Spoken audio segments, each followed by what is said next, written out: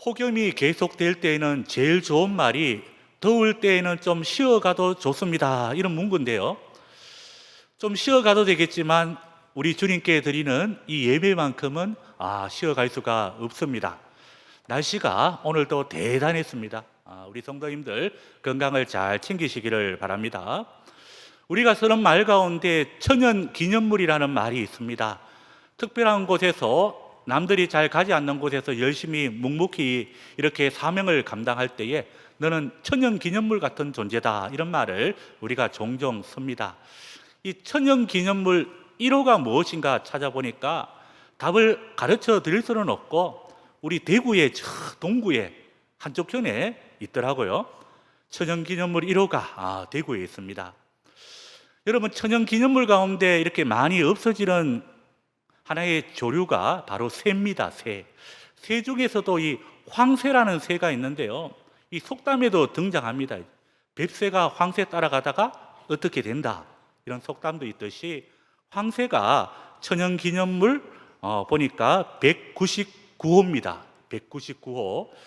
1971년에 이 야생 황새가 완전히 사라졌다가 몇 년 전부터 이제 이 황새가 좀 찾아오기 시작을 했는데, 충남 예산에 이렇게 황새가 찾아와 가지고 황새 공원도 만들고, 원래 보니까 이 황새 축제도 가을에 열린다고 합니다. 이 황새를 보니까 굉장히 높은 나무 위에 이 둥지를 만들어 가지고 거기서 알을 낳고 새끼들을 기릅니다. 황새는 열심히 새끼들에게 모이를 주고 엄청난 비바람이 오면 긴 날개를 펼쳐가지고 그 둥지를 다 막아서 새끼들을 지킵니다. 아낌없이 먹이를 날라다 줍니다. 이 새끼가 나중에 성숙해지다 보면 그때부터는 이 어미새가요 3일 동안 굶깁니다. 굶겨가지고 다리가 앙상하게 마르도록 만들어가지고 그때는 이제 몸을 옆으로 밀어가지고 새끼들을 둥지 밑으로 떨어뜨립니다. 그때 어떻게 됩니까? 둥지를 다시금 이렇게 뛰쳐나온 이 새들이 열심히 날개짓을 함으로 말미암아 사정없이 떨어질 줄 알았는데 자기도 모르게 공중으로 치솟고 있음을 본인들이 느낀다고 합니다. 처음으로 이렇게 날아가는 순간인데요, 새끼가 날아가는 순간이 장관입니다. 그러므로 이 새끼가 느끼는 것이 떨어지다 보니까 날개가 있구나, 바로 날개가 있습니다. 성경에 나오는 모든 인물들을 이렇게 한번 퍼즐 맞추듯이 한번 찾아보니까 이 인물들도 다 날개가 있었습니다. 굉장히 이 인물들이 낭떠러지로 꼴짜기로 떨어지는 것 같은데 날개가 있었습니다. 요셉을 보더라도 감옥에 가는 것 같았는데 알고 보니까 하나님이 동행하심으로 말미암아 이 꿈을 해몽 잘하는 날개를 달아가지고 외국에서 국무총리로 오를 수가 있었습니다. 오늘 우리가 함께하는 이 출애굽기 2장 초반부의 말씀도 그러하지요. 한 아기가 등장을 합니다. 애굽 왕의 이 바로는 히브리 남자 아기가 태어나면 모조리 다 죽이라고, 어디에요? 나일강에 다 던지라고 하였는데 이 아기가요 바로 왕의 딸 공주의 날개를 등에 입고 살아남아서 나중에요 민족의 지도자로 택감을 받았다라는 것입니다. 오늘 우리가 이 말씀을 한번 들어가 볼 때에 첫 번째로 이 아기에 대해서 심상치 않은 출생의 비밀을 우리가 한번 살펴보겠습니다. 심상치 않은 사람이 누구냐? 단연 그 이름이 모세입니다. 사실 이름이라는 것은 그 사람의 정체성을 굉장히 잘 가르쳐 줍니다. 성경에 나오는 인물들 보니까 그 이름의 의미들이 다 들어가 있습니다. 모세라는 이 뜻이 물에서 건져내었다, 이런 의미가 되죠.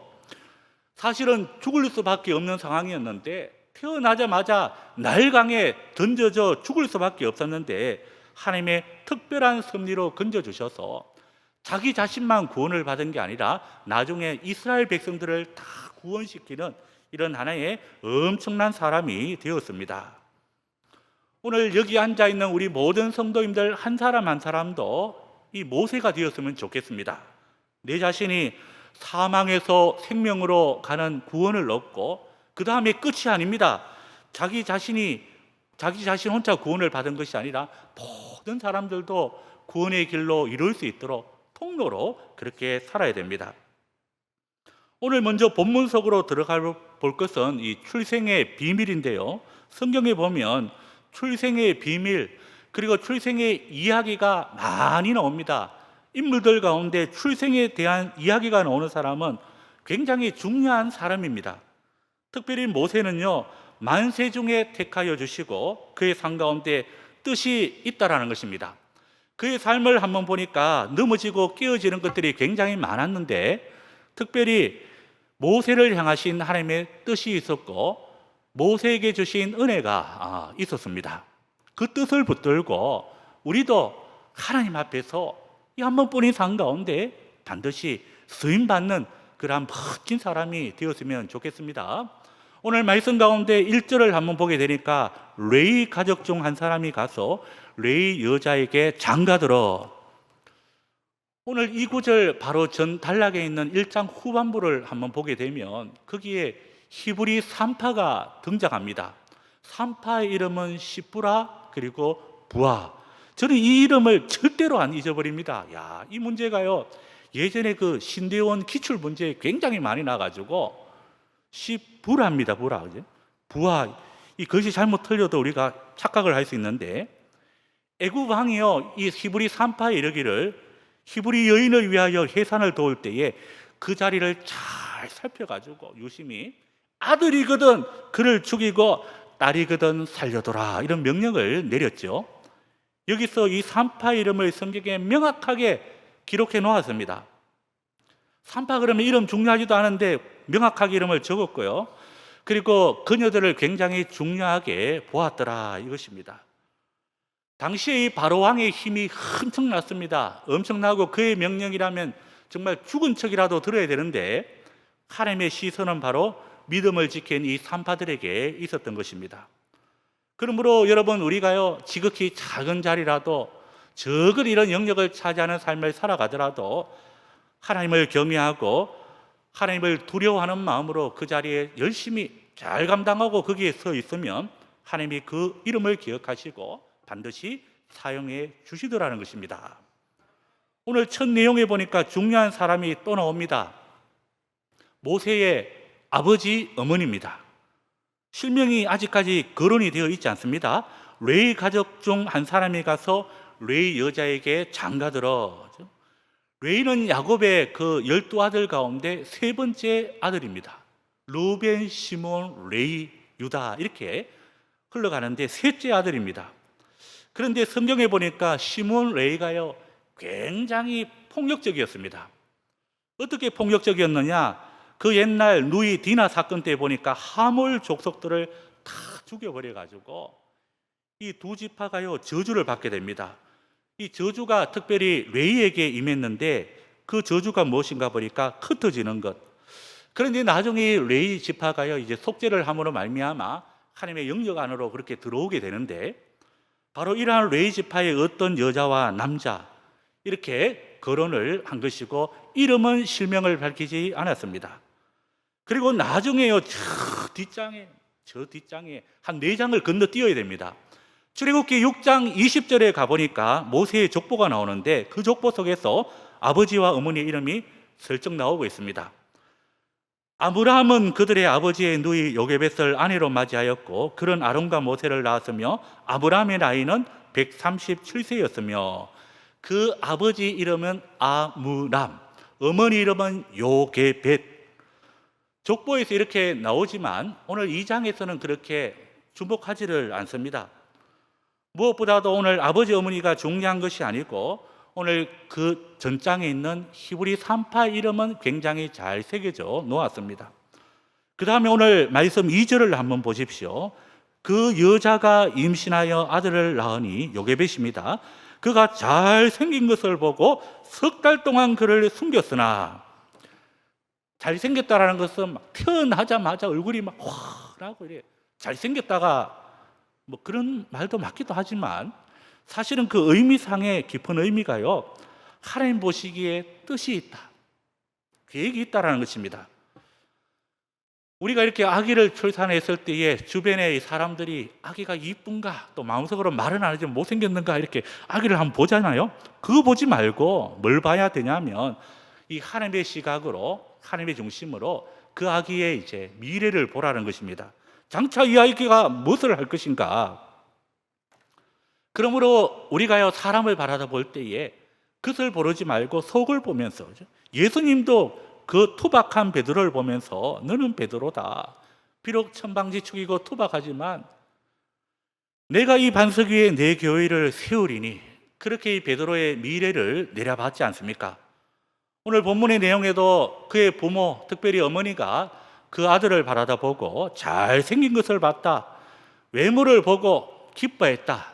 그런 것도 우리가 눈에 들어오지만 중요한 것은 이 아기가 하나님의 뜻이 있다는 것을 그 엄마가 보았다는 것입니다.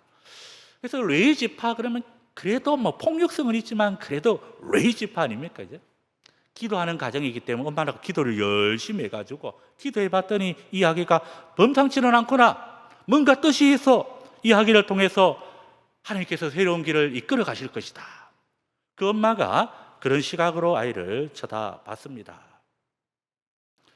그래서 엄마에게 가장 필요한 것은 아기에 대한 미래의 이런 욕심보다는 그 아기에 대한 투영하고 진정한 거기에 하나님 말씀으로 말미암아 그 아기를 잘 키우는 것인데요, 이 아이를 통해서 하나님이 어떤 일을 하실 것인가, 이것이 굉장히 중요하더라는 것입니다. 오늘 모세의 이렇게 아기의 얼굴의 모습이 잘생겼다고 기록이 되어 있는데, 신약의 사도행전 7장 20절에 한번 가보면 그때의 모세가 낳는데 하나님 보시기에 아름다운지라 그의 아버지 집에서 석 달 동안 길리더니, 여기에는 모세가 아기로 태어난 모습이 아름다운지라. 스데반이 그렇게 거론을 합니다. 무엇을 바라다보고? 모세의 진정한 내면을 바라다보고 그렇게 평가하는 눈이라는 것입니다. 그리고 히브리서 11장에 가보면 거기는 믿음장인데요, 히브리서 11장 23절에도 또 한 번 나옵니다. 11장 23절에 믿음으로 모세가 낳았을 때 그 부모가 아름다운 아이임을 보고 석 달 동안 숨겨서 왕의 명령을 무서워하지 아니하였으며. 오늘 보니까 아름다움에 대해서 스데반이 그렇게 묘사를 했고요, 히브리서 기자도 그렇게 평가를 합니다. 그러므로 이 아름다움이라는 것은 겉으로 드러나는 외모도 맞고요, 하나님 보시기에 아름다웠다는 것입니다.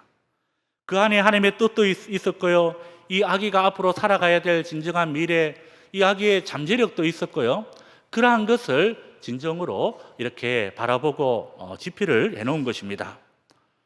무엇보다도 오늘 말씀 가운데 이렇게 한번 바라다 보니까 석 달 동안 숨길 수 있는 이 용기가 있었던 것 같습니다.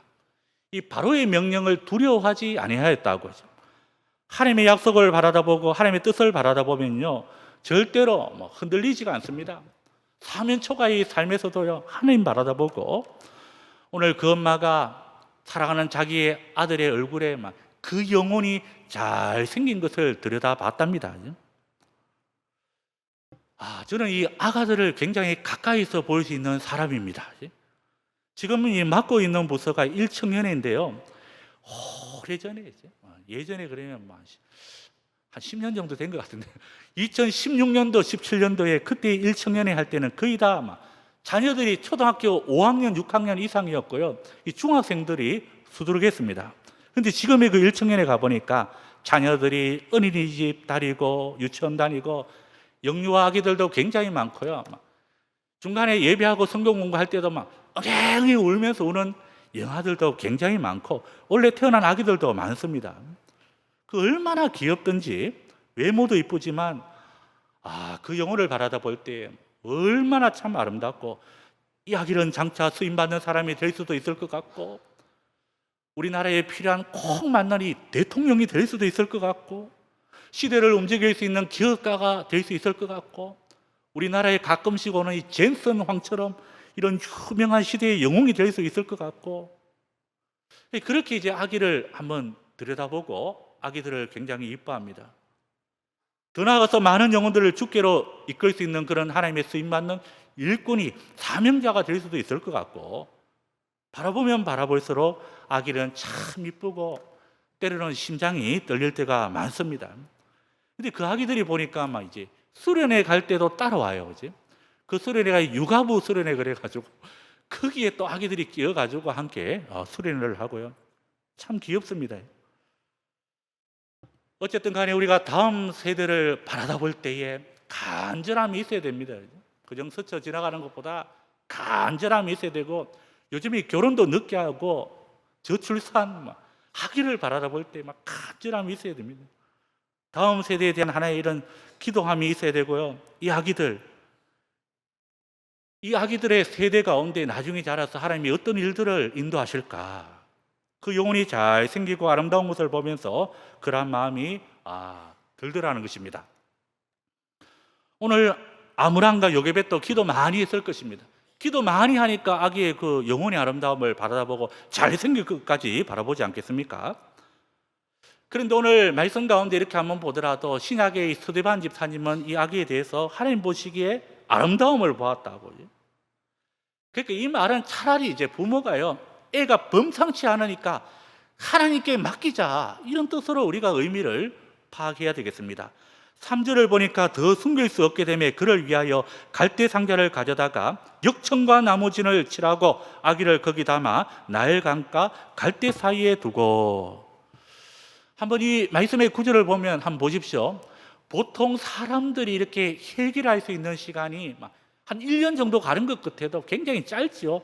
석 달, 3개월. 옛날 우리 사람은 석 달, 열흘 그래가지고 100일 그랬는데 못 견딥니다. 우리는 보통 막 100일 이런 말을 쓰지만 길어봤자 사람이 숨고 이렇게 감추다가 견딜 수 있는 시간은 90일, 100일입니다. 사람이 힘이 닿는 부분이 대략 그렇습니다. 우리가 이렇게 연로하시고 또 볼일을 못 가리시고 또한 인지가 너무 안 좋으신 우리 연로하신 부모님들이 많은데, 한번 생각을 해봅니다. 이렇게 요양원을 안 보내고 내가 내 집에서 참 모시려고 하는데, 아이고, 석 달 딱 되고 100일 되니까요, 내가 병이 나더라고요. 내가 병이 나요. 그래서 이게 사람을 모신다는 것도 이게 참 힘들고 한계가 있다는 것을 우리가 한번 느끼죠. 오늘 이 아기의 부모도요, 한계 상황이 왔습니다. 그 유명한 철학자 칼 야스퍼스가 한계 상황이라고 그랬는데, 바로왕의 눈을 베가 석 달 동안 숨기며 키워왔지만, 이 산의 아이는 막 범상치 않아가지고 울음소리도 막 으객하면 크게 울고, 막 여러 가지 아기가 이렇게 성장함으로 말미암아 먹는 것도 들어가지요.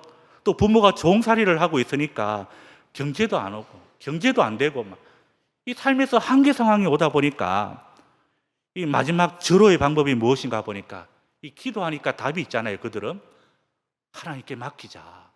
전능하신 하나님께 맡기자.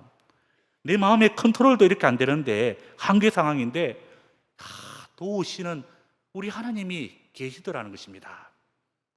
그래서 오늘 등장하는 이 갈대 상자, 상자는 히브리어로 테바, 노나 동력잔치와 방향키가 없는 것인데, 이 테바라는 이 단어가요, 하나님께 맡긴다라는 그런 의미상 단어입니다. 그리고 이 갈대 상자는 보면 우리가 이렇게 검색을 해보면 각가지 바구니 모양들이 많이 나오는데, 이 정사각형 정도입니다. 노아 시대 때 방주하고 똑같은 단어인데, 방주하고 갈대 상자하고 똑같습니다. ARK 그래가지고 아크 그래가지고 같은 단어를 쓰는데, 하나님께서 갈대 상자, 흔히 말하면 이제 구원의 방주 안에 이 아기를 집어넣은 것입니다. 그리고 보니까 역청이 있는데 물이 새지 않도록 칠하고요. 영어로 보니까 피치, 이게 히브리어 단어로 카파르 이런 단어인데, 그래서 이 단어는 보니까 이 속죄라는 의미도 들어가 있고 내용은 전부 다 구원하고 연관이 있습니다. 우리는 살아가면서 여러 가지 많은 험산 줄령을 만날 때마다 가야 할 길을 모를 때가 굉장히 많고요, 헤맬 때가 많습니다. 그때 우리 신앙인들은 방법이 딱 하나가 있죠. 우리 구원의 하나님을 찾는 것입니다. 그 모세의 부모에게 있어서도요, 그때 당대 안에서는 이게 또 큰 믿음입니다. 왜 그렇게 했느냐, 자신의 아기가 정말 바라다 볼 때 예쁘고 잘생기고 아름다웠기 때문에 외모가 아니라 이 아기의 미래와 또 그 아기의 내면을 본 것입니다.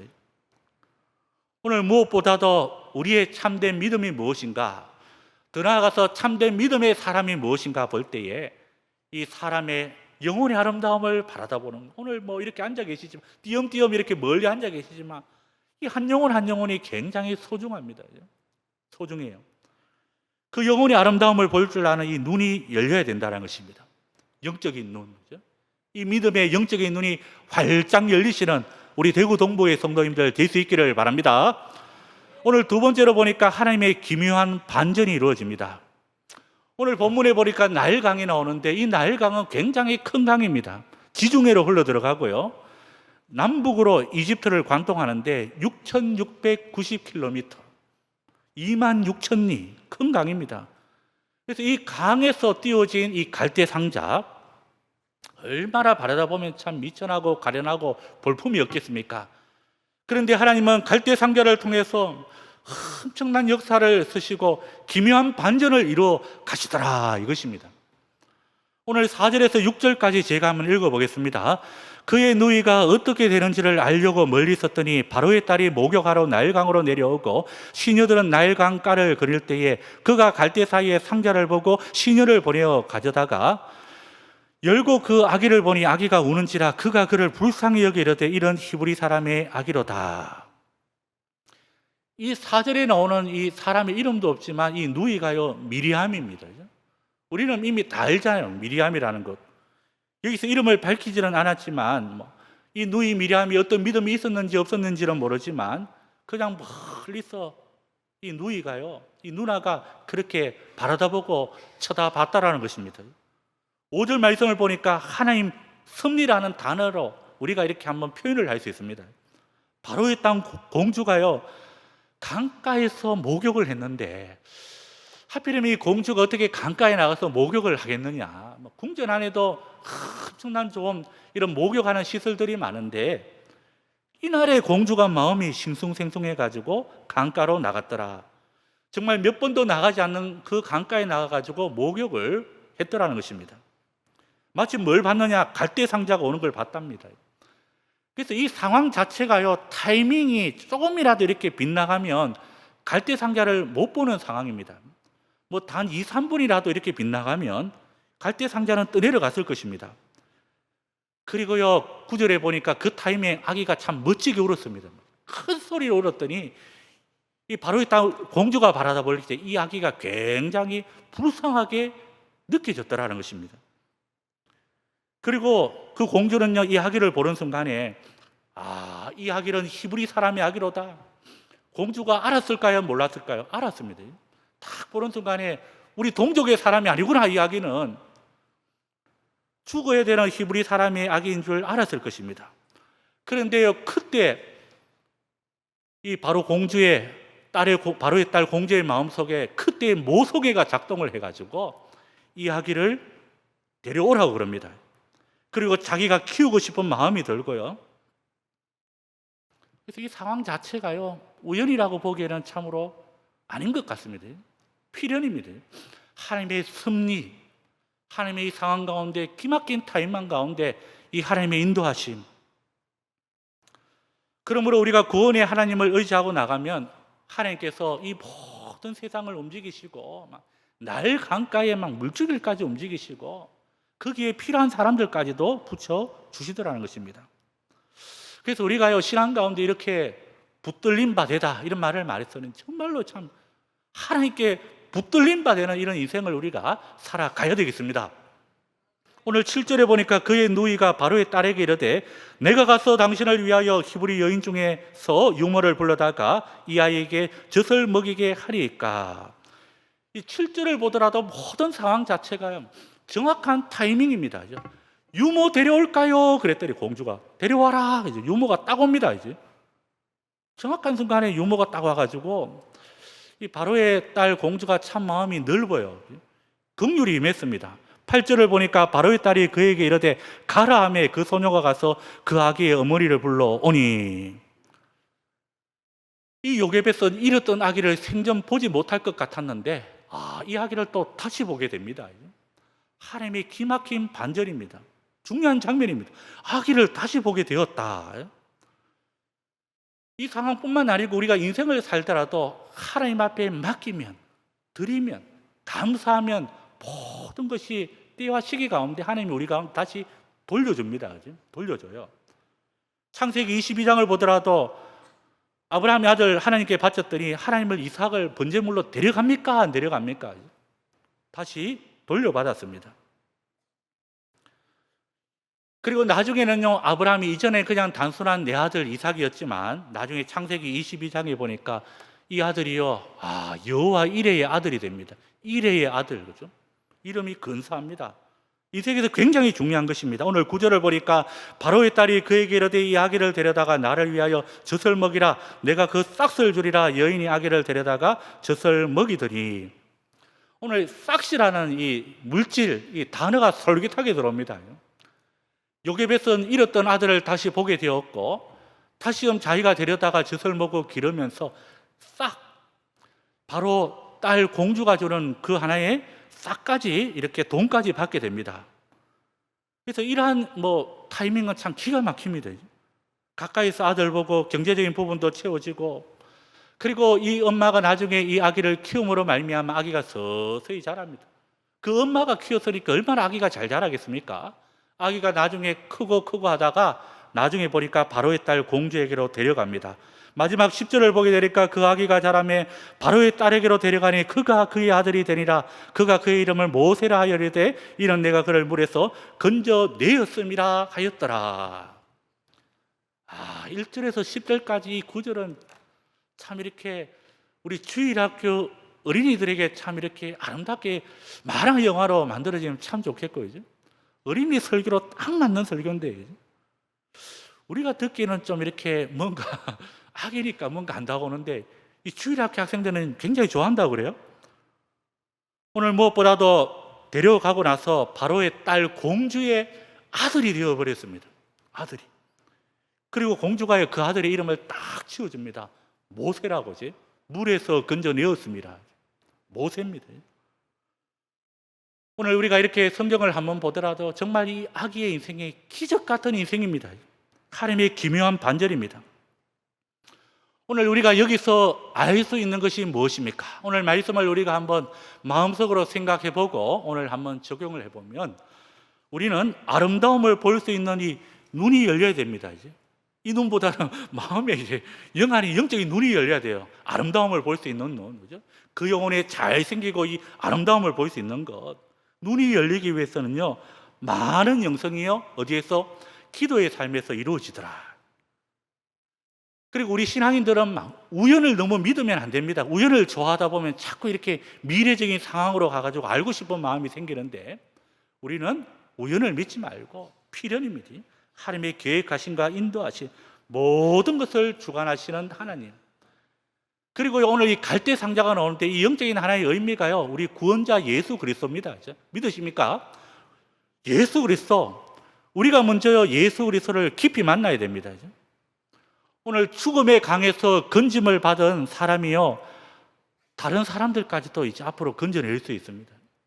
한계 상황을 한번 경험해보고 참 심한 사망의 꼴짝이라도 한번 한 발자국이라도 갔다 온 사람은요, 어떻게 해요? 다른 사람도 건져낼 수가 있습니다. 오늘 저와 여러분들이 그러한 사람이 되기를 원하고 우리가 믿음으로 맡겼을 때에 가장 좋은 것은 주님께서 다시금 우리에게 인생 후반부에서 다시금 은혜 가운데 돌려주신다는 것을 기억하시고 이러한 충성과 아름다움의 믿음이 있는 우리 대구 동북의 성도님들 다 될 수 있기를 주의 이름으로 간절히 축원합니다. 기도하겠습니다. 하나님 아버지 감사를 드립니다. 오늘도 출애굽기 2장 초반부의 이 말씀을 바라다 보면서 좋은 것으로 돌려주시는 은혜가 있다는 것을 다시 한 번 더 기억합니다. 하나님 아버지, 상황이 좋지가 않더라도 우리 주변의 삶의 영역이 혼돈하더라도 우리 사랑하는 성도님들 아름다운 믿음으로 충성으로 열심히 달려나갈 수 있도록 주님 인도하여 주시옵소서. 예수님의 이름으로 기도드립니다. 아멘.